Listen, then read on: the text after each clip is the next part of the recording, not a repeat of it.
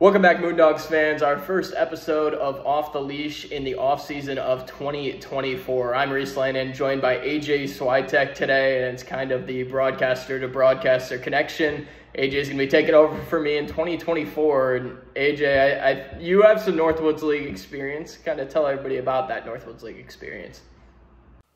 Well, yeah, Reese, I'd like to start by saying thank you for having me on today. It's always great to be able to get a hold of you and the busy man down in Tyler, Texas, where you're located now. But always good to be able to talk with you. Thank you for having me on today. I'm looking forward to a great offseason and summer here in Mankato, and I guess that kind of works as a prelude for what I did last summer, right? I got to know you, Reese, last summer in my time in Minot, North Dakota, where I helped the Hot Tots as their broadcaster during their inaugural season. It was a great time. I got to visit Mankato a multitude of times. The fans were so awesome. It was a great environment at ISG Field, and I'm really excited to getting to work, putting my nose down here in the summer of 2024.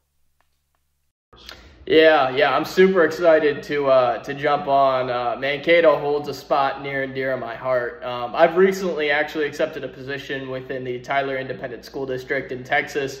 I've taken over all their live streaming and broadcasting, but I wouldn't be here right now without the Mankato Moondogs, and I owe a lot to Tyler Cook, Walker Rieger, and company over there. I mean, they provided a ton for me, and obviously you get to work with them, but you get to work with some new people as well. I understand that there's a new GM and assistant GM in place who I'm very familiar with, and you're just getting to meet for the first time.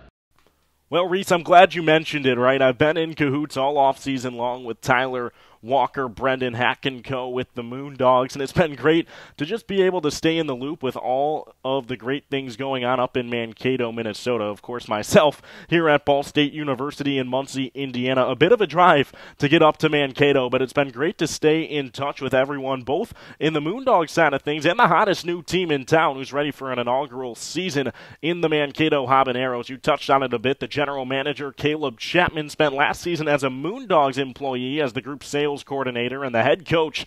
What's not to like about Coley Reese Welter, right? The head coach for Gustavus Adolphus softball also spent time as a player with Minnesota State University Mankato, where she was an absolute stud, finishing with a career ERA just over 1.0. So she's walked the walk, now gets to talk the talk a bit as an inaugural head coach in the first league of its kind. I mean, the Northwoods League just doing such a great job to continue expanding and providing more and more opportunities for all of these talented players.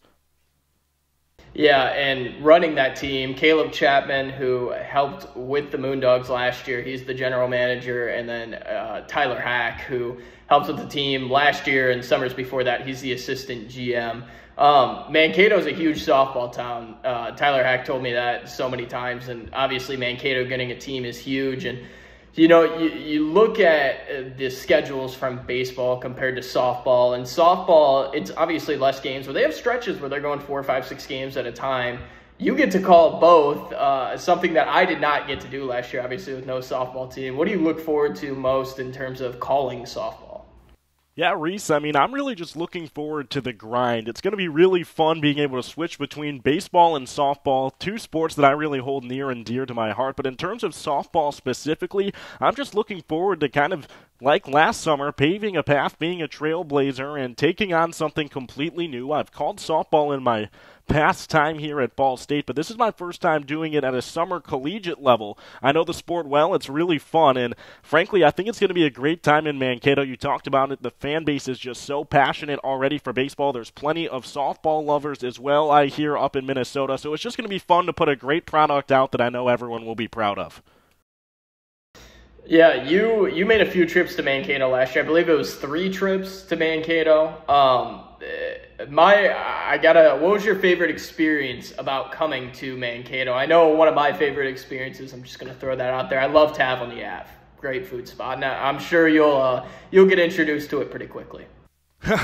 Well, I'm glad that you let me know because that was actually going to be a question I had for you, where to go. So, Tab on the Ave, definitely writing that one down. I'll have to give it a try. Now that I think about it, I think we actually may have eaten there after a game once when I was in town with Minot. But in terms of what I enjoyed about Mankato, what made it so special, it was how just welcoming and warm and just honestly caring the entire staff was, and it really rubbed off on the entire environment of ISG Field. It felt like everyone was there to enjoy a commonplace of baseball for one day in the summer, whether if you were a season ticket holder or just there for the night like myself. I often was on the road with Minot. It just really immediately started to feel like a home field that I could get behind, and I'm really looking forward to it. Yeah, I promise. I know Danny will be back. They'll introduce you to Tab on the App pretty quickly. That's a pretty big post game spot for them.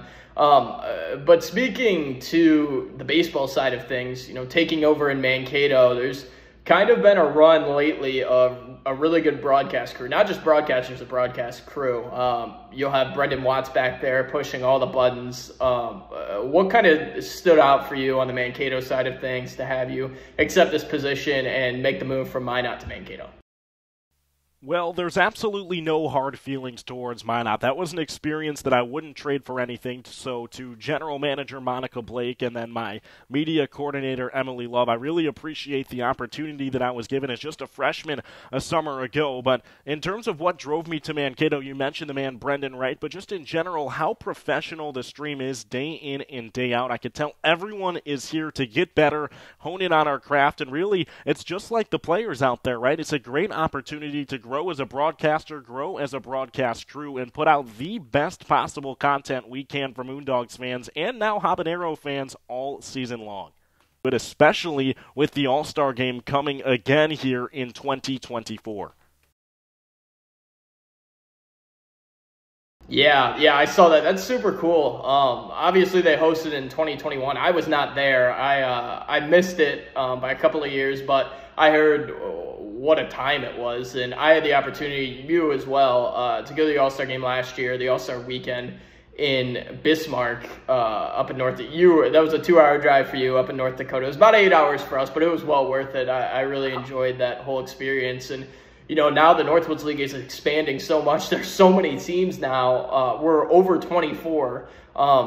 There's just that much more talent coming, and there's obviously a Great Lakes All-Star Game and a Great Plains All-Star Game, but there's a lot of really, really good talent in the Great Plains, and being in the same division last year, me and you both saw all of that, so I'm sure it's going to be a really good product, and I'm looking forward to seeing what goes on in Mankato. I wish I could be there to see it.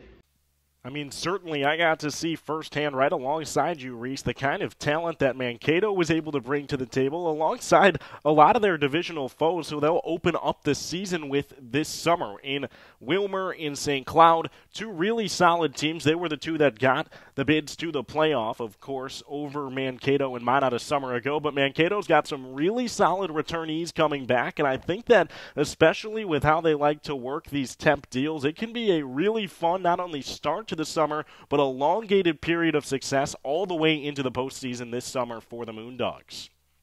Wilmer always brings it, and so does St. Cloud. I can tell you that firsthand. I mean, it was some competitive battles last year for sure on the Mankato side of things, and I always appreciated playing those teams because you knew you were going to get really high-level baseball playing those teams, because Wilmer, they just never go away. And St. Cloud, they've always got talent. It's always ripe over there, and those teams out the gate, it's going to be a big test, but I know Danny and the coaching staff will have them ready, and yeah, I look forward as kind of a spectator to being able to kind of see what goes on from the fan perspective this year. Absolutely, man. I mean, it's got to be different to view it as a fan, and just such a intense amount of baseball in just 3 months. The prolific Northwoods League does it like no other. But I think I speak on the behalf of just about everyone in Mankato in saying that you did a great job this past summer. You're welcome up in the booth anytime if you find yourself crossing paths with ISG Field. I appreciate the legacy that you've left and the torch that you have passed on to myself. Yeah. Like I said, I'm super fortunate to have spent almost 3 months in Mankato, and I wouldn't be in Tyler right now without that experience. The grind of the league, really made me. You get in those late dog days of July, and at the end of the day, you kind of smile and you think you're working in baseball, you're calling baseball games as a college kid for a baseball team. It's the Northwoods League really provides that. And, I met a lot of people who I'm still really close with. Me and Tanner Cunha and Griffin McCormick, a couple of our assistant coaches, lived together last year in Mankato, and that was a super fun time.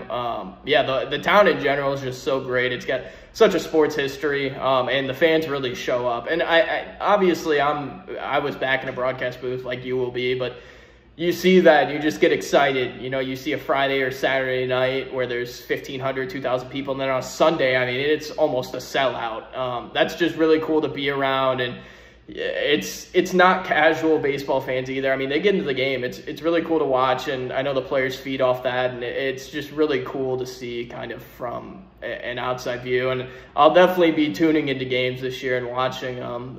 And I know Brendan's going to have you running well up there, hopefully. So I look forward to watching. Well, yeah, Reese, I look forward to making these personal connections with an awesome fan base. Also, obviously look forward to hearing from you this summer, all in good fun. As you mentioned, I'm sure Brendan's going to have this ship sailing very smoothly as the way he has for many, many years now. We'll have another podcast episode coming up in the near future with newly named head coach of the inaugural season, Mankato Habaneros, Coley Reese Welter. But for now, that's all she wrote. So, Reese, thank you once more for welcoming me in and passing down the torch. I'm looking forward to a great summer in Mankato and many more podcasts and content to come in the off season of 2024. You're welcome. Have a good one.